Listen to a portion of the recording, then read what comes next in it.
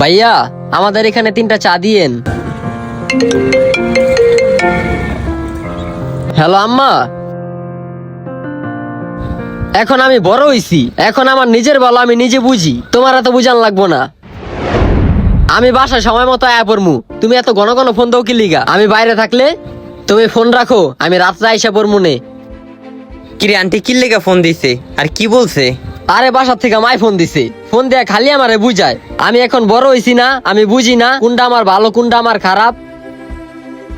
দেখ অনেকের বাসা আছে, কিন্তু ফোন দিয়ে খোঁজ নেওয়ার মতো বাসায় মা নাই।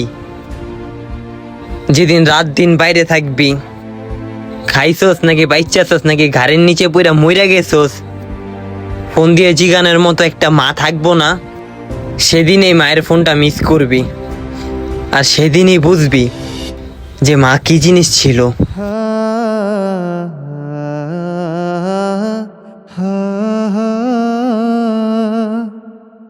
হ্যালো আম্মা, সরি, আমি কিছুক্ষণের মধ্যে বাসায় চলে যাইতাছি।